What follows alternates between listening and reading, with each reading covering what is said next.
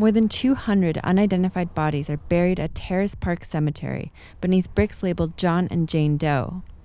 Many were migrants who died of dehydration and heat exhaustion while crossing the desert from Mexico. Somewhere, their friends and families may still be wondering what happened to them. Immigrant rights activists visit the cemetery to pay their respects with memorial crosses and prayers. Lord, you are the giver, you are the giver. Recently, a group of medical students from UC Irvine made the trip. The students are interested in treating marginalized groups, especially low-income Latinos. One student, David Bustillo, planted a cross on one of the graves while thinking about his parents.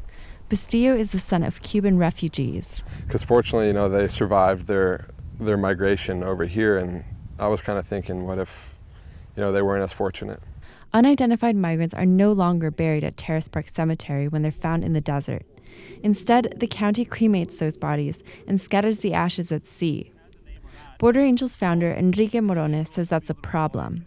The relatives of people who were cremated will never get closure, he argues. For years, he's been pushing for DNA samples to be taken at this cemetery to give peace to the families of missing migrants.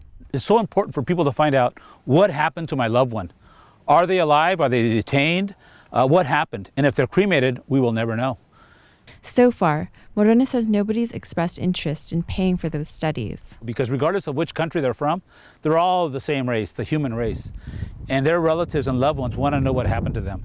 And we owe it to them. We owe it to these people. At nearby Evergreen Cemetery, more than 300 unidentified bodies are similarly buried beneath bricks. When that gravesite became full, the county turned to Terrace Park. That even here, in death, they're marginalized. They don't get grass or a headstone or flowers besides when we come out here. Alongside the migrants are the graves of people whose relatives couldn't afford a burial.